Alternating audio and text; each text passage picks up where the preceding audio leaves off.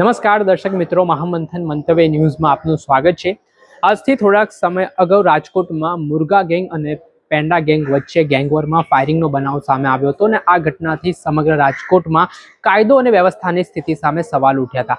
આ ઘટના બાદ પોલીસ દોડતી થઈ હતી। જોકે આ કેસમાં મુખ્ય આરોપી સમીર ઉર્ફે સંજલો, જે છેલ્લા ઘણા સમયથી ફરાર ચાલી રહ્યો હતો, તેને અંતે ઝડપવામાં રાજકોટ પોલીસને મોટી સફળતા હાથ લાગી છે અને માલિયાસણ વિસ્તારમાંથી તેને દબોચી પાડવામાં આવ્યો છે।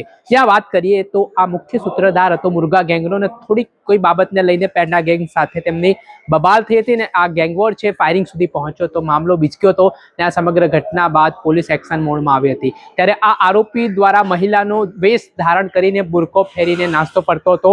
90 જેટલી જગ્યાઓ પર છે તે નાસ્તો ફર્યો અને તેને પોતાના ઠેકાણા શોધ્યા। જો કે આ બાબતની જાણ રાજકોટ પોલીસને થઈને ત્યારબાદ પોલીસે અંતે સમીર ઉર્ફે સજલો છે તેનો ખેલ પાડ્યો અને તેને ઝડપી પાડવામાં આવ્યો।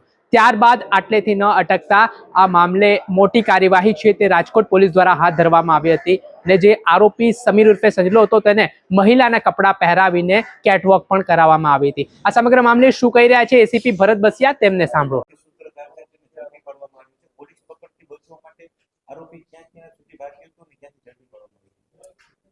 ગત તારીખ 29/10/2025 રોજ રાજકોટ શહેરના મંગળા રોડ પર પ્રગતિ હોસ્પિટલ પાસે પેંડા ગેંગ અને મુર્ગા ગેંગ વચ્ચે ફાયરિંગના બનાવ સામસામે ફાયરિંગના બનાવ બનેલ હતો।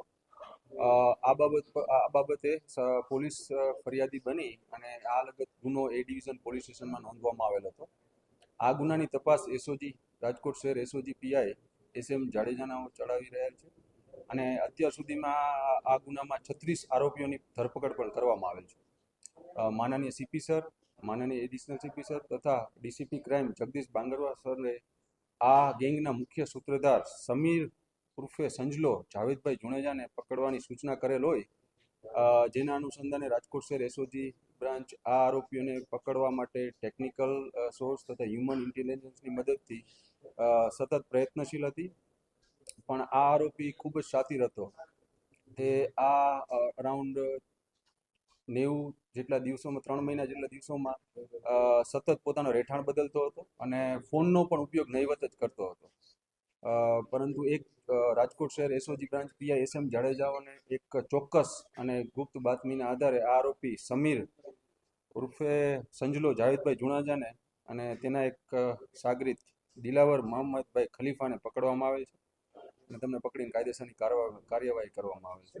આ આરોપીઓ વિરુદ્ધ રાજકોટના અલગ અલગ પોસ્ટેમાં મારામારી, rioting, attempt two murder, arms act તથા ગુજસીટોક જેવા કુલ 9 ગુના નોંધાયેલ છે।